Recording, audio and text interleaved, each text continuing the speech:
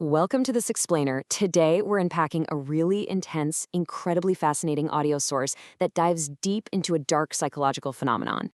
We're talking about exactly how power completely corrupts human judgment.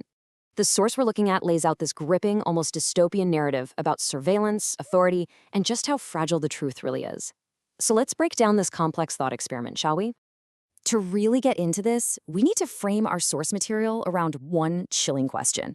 What actually happens to everyday people when they're suddenly handed unchecked absolute power? The audio explores this through a hypothetical scenario. It's kind of like a test lab for human morality, where ordinary folks are suddenly holding the reins of justice. And spoiler alert, the results are incredibly unsettling. Right, so let's start with part one, the detection game. Our source describes a very specific, orchestrated setup. Think of a single case designed by a psychiatrist, which is then projected onto everyday people, like churchgoers, lawyers, or regular police officers. These completely ordinary individuals are recruited to act as agents of justice. They're given the funds, the resources, and a predetermined case to investigate. It essentially turns reality into this twisted game of detection. Here's exactly how this game plays out according to the source. First, the players get assigned a role, often symbolized by literally handing them a fake army or police uniform. Next, they're fed a highly specific storyline along with a carefully laid out trail of evidence. And then, the true authorities just sit back and watch.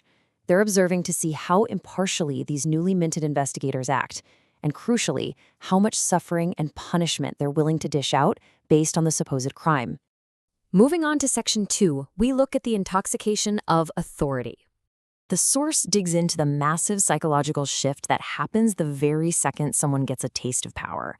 It uses this really evocative Hindi phrase, authority ka chaska, which basically translates to an authority addiction or the sheer intoxication of power. It describes how just the illusion of authority completely rewires a person's body language and mindset. All of a sudden they feel elevated, looking down on everyone else from this newfound pedestal.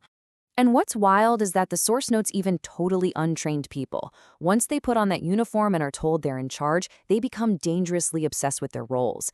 They fully assume the character of a specialized investigator. They start feeling this overwhelming, borderline aggressive urge to deliver their version of justice. They genuinely believe they are the righteous heroes of the story. In fact, they get so blinded by power that they'll often align with obvious falsehoods, just so they can flex that new authority. This brings us to part 3, perception and manipulation. Now, you might think this power makes these heroes objective, right? Actually, it just makes them incredibly vulnerable. This perfectly illustrates the core conflict of the source material. Objective reality gets entirely swallowed up by manipulated perception. These players actually believe they are uncovering facts, but literally everything they see, every single piece of digital and physical evidence, is carefully curated, altered, and spoon-fed to them by unseen higher-ups. The source details some truly extreme control tactics used to shape this narrative. We are talking about 5 solid years of invasive, nonstop surveillance data on a single subject. The flow of information is strictly regulated using completely fabricated digital evidence and planted physical clues. The audio even brings up the hypothetical use of advanced gadgets, stuff that can project thoughts, force sleep, or mess with a subject's energy levels. It's about totally controlling the environment that these investigators are judging. So here is the absolutely crucial takeaway. When your perception is 100% controlled by a higher authority, your judgments are inherently corrupted. Think about it. If the data being fed into your brain is manipulated, the meaning you extract from it is just wrong. Because of that, the decisions you make, no matter how righteous you might feel in the moment, are fundamentally unjust.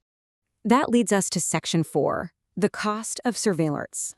While the players are off enjoying their massive power trip, there is a very real, very heavy existential toll on the person actually being watched. The speaker makes this profound leap, comparing the paranoia of constant surveillance to quantum mechanics. They say the presence of an observer itself changes somebody's destiny.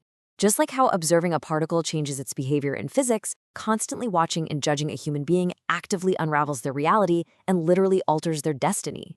And the audio lists a tragic, highly specific inventory of the suffering inflicted on this subject. It ranges from sabotaged career opportunities. The speaker specifically claims that songs they wrote for the space agency ISRO were blocked, to bizarre, unexplained physical ailments. We're talking sudden allergies, kidney pain, even manipulated drops in testosterone. The subject is dealing with relentless psychological exhaustion, eventually being pushed toward forced confessions for crimes they never even committed, all just to satisfy those watchers. Ultimately, the victim in this whole scenario is reduced to nothing more than a lab rat. Their entire life is derailed and ruined, simply so the players of this detection game can earn their paychecks, secure their status, and bathe in a completely false sense of righteousness. It is a system built entirely for the amusement and profit of the watchers, at the absolute expense of the watched. Finally, we arrive at Section 5. Does power corrupt? This brings us to our philosophical conclusion, and the speaker draws a stark, unforgiving contrast here. On one hand, you have these authorities, often referred to as encounter specialists, who strut around like righteous kings, validating their power through state-sanctioned violence. But on the other hand, if you strip away the uniform, you're left with a grim, unvarnished reality. They're simply committing the ultimate sin of murder. Through this lens, the speaker directly challenges the very moral foundation of the players. The source asks a really penetrating question. If you give someone psychological wounds for a behavioral test, is that justice? Really, how can any authority claim to be delivering righteousness while they are simultaneously inflicting profound, calculated psychological trauma on another human being?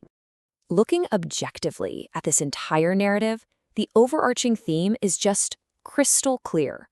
Granting fake authority and unearned power in this detection game does absolutely nothing to uncover the truth.